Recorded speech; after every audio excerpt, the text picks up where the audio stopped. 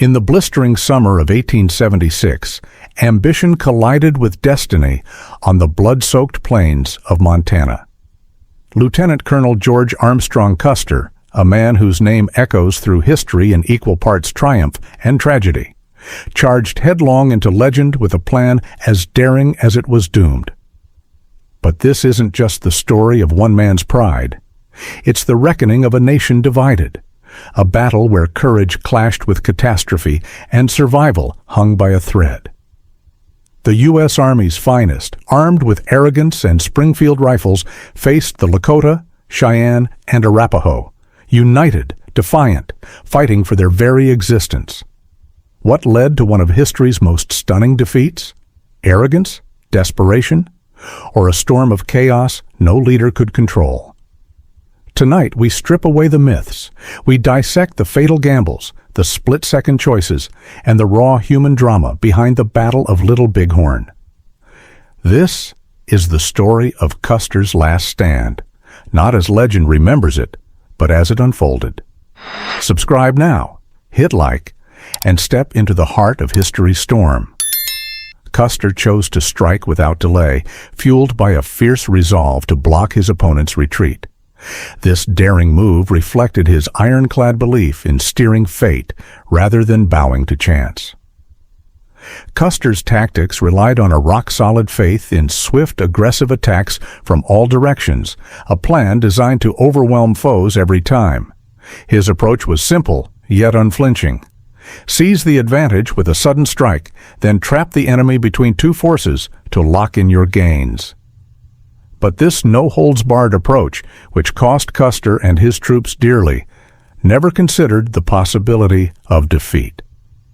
If Custer had led Reno's troops, his bold methods might have worked. Reno, however, wasn't one for reckless risks. His cautious style avoided rushing headfirst into danger, even if it meant putting himself at risk.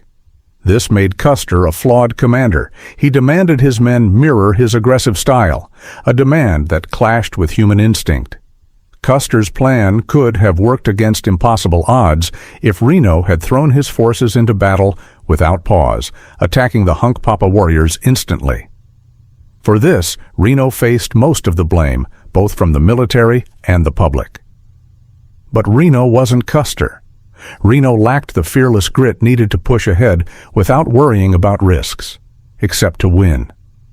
Custer put Reno under crushing pressure, a scenario most officers couldn't handle, leading to doubt and withdrawal instead of a bold advance. Reno chose to have his men fight on foot, setting up a defensive line rather than storming the camp. This cost them their momentum, which might have been key against such steep odds. Even if Custer's plan ignored common sense, once Reno called off the attack, logic took over, making a Native American win almost certain. Unlike General Crook, who retreated earlier with help from Crow allies, Custer either didn't grasp or stubbornly denied his dire reality. He was caught in his own bold plan, a multi-sided attack that, if successful, would have been called a masterstroke. But once the tide turned, his split forces became easy targets, doomed to fall one by one. Notably, Benteen and Reno saved their units, while Custer did not. They adjusted to the chaos, digging in on a hilltop, a position that required a coordinated enemy push to break. In Western history, defenses like these often held off Native American attacks until the attackers grew tired and retreated, just as they did on June 25th and 26th, letting Benteen and Reno survive. Custer is often unfairly painted as a selfish villain. While he had unshakable confidence, his biggest weakness was failing to connect with his troops and fellow officers. His charm worked in battle, but he struggled to inspire his men day to day and clashed with others, pushing everyone away except his bosses. To see why Custer was picked to lead the 1876 Northern Plains campaign, you must ask, what did his superiors want? They wanted action, and Custer delivered action. Though the stated goal was to surround the Lakota and Northern Cheyenne, forcing them onto reservations, the real aim was to defeat them outright. Generals Sherman, Sheridan, and Terry chose Custer because they needed a leader who'd stop at nothing to keep native fighters from escaping. The plan relied on attacking villages, destroying supplies, and wearing down native resistance until surrender. The generals chose Custer hoping he'd win, but when the mission backfired, they blamed him. Their plan also wrongly assumed warriors would only fight to protect their families, then retreat. They were wrong. After pushing General Crook to retreat, the Lakota and Northern Cheyenne felt sure they could crush a smaller army. We can't know Custer's true motives, but he clearly craved attention. Why else bring a reporter against orders? His chat with Crow Scout White Man Runs Him shows his hunger for glory. These tribes stir up trouble for whites and crows. Today, I'll teach them a lesson. I'll defeat you crows and build a fort where the Little and Bighorn rivers meet so you can live safely. For Custer, this would have made him famous, literally and symbolically. Some claim he wanted to run for president or enter politics, but that's unlikely. As I've said before, he probably wanted to copy Buffalo Bill Cody and turn his bravery into a spectacle. Whatever his motives, Lieutenant Colonel Custer was undeniably self-centered, obsessed with crafting his own myth. When his luck finally vanished, his wife Libby worked hard to keep that myth alive. She spread stories that twisted facts, like the false claim that Custer's body was left unharmed. As Tom Hatch writes in The Custer Companion, this seems unlikely since native warriors probably didn't even know who he was. Another flawed theory comes from Mari Sandoz, who suggested in her book Crazy Horse that Custer married a Cheyenne woman during the campaign. History often gets warped when we rely on shaky evidence. For Custer, the truth is simpler. His luck just ran out. His flaws finally overtook him. He wasn't insane or foolish. Custer's self-absorption made him act harshly, driving people away. His narrow view of victory left no backup plan. So when winning slipped away, he couldn't save himself or his troops.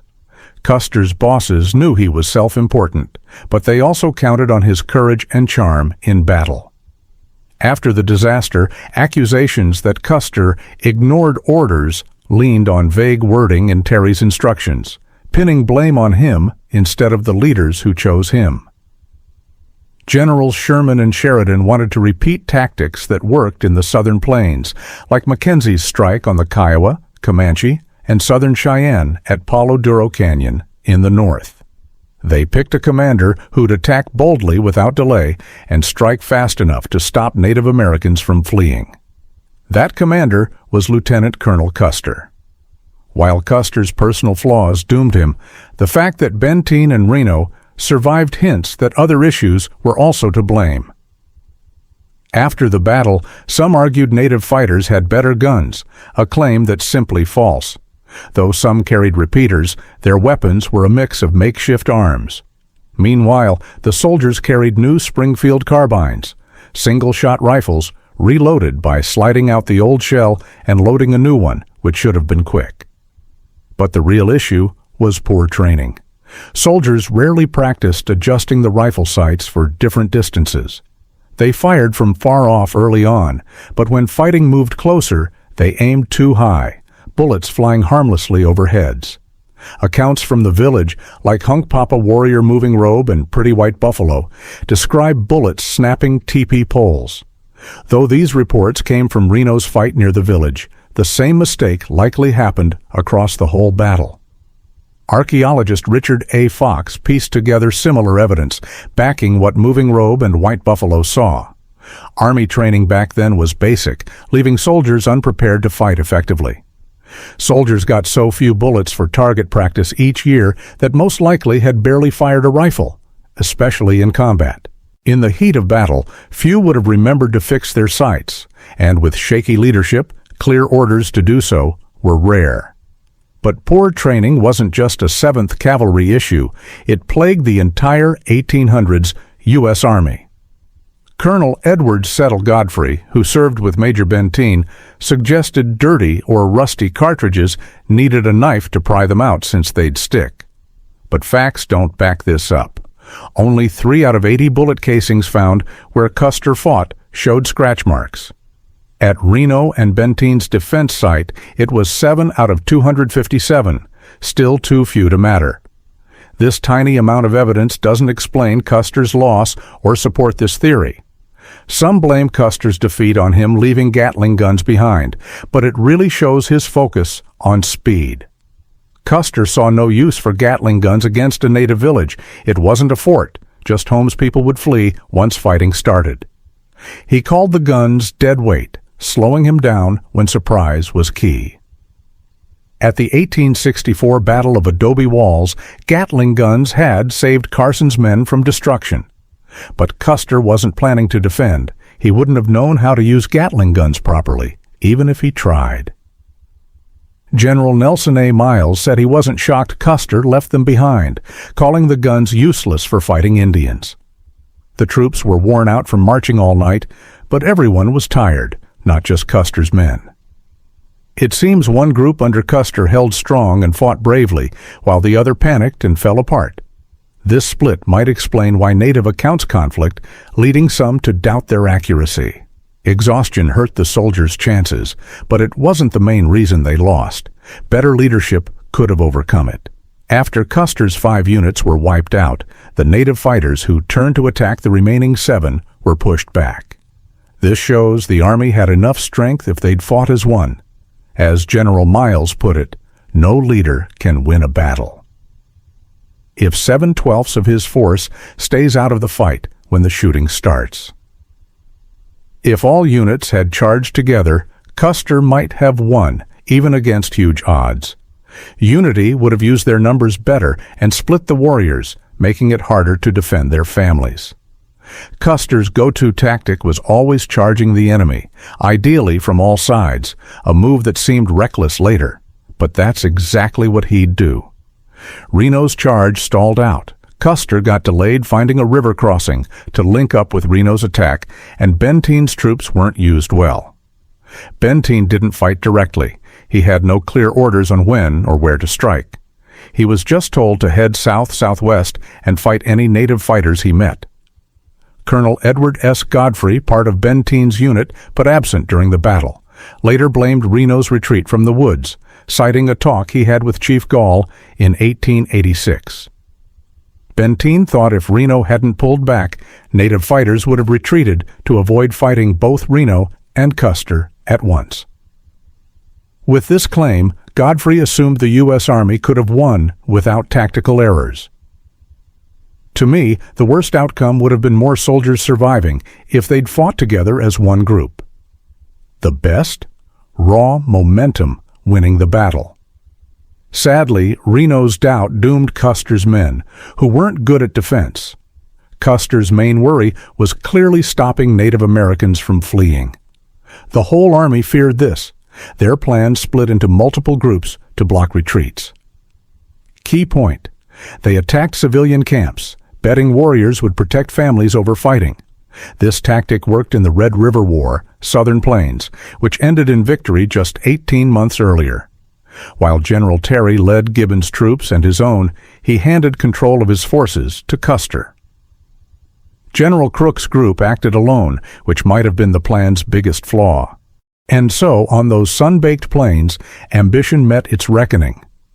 Custer's last stand became a cautionary echo, a testament to the cost of hubris, the fragility of strategy, and the unyielding spirit of those who fought not for glory, but survival. The 7th Cavalry's defeat wasn't just a battle lost. It was a mirror held to an era, a collision of cultures, flawed leadership, and the unforgiving math of war. But this story isn't carved in stone. It's written in questions. What if Reno had charged? What if unity had triumphed over ego? The answers lie buried with the fallen.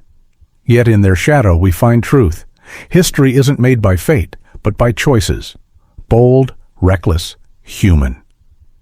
Today, Little Bighorn whispers not of endings, but of lessons.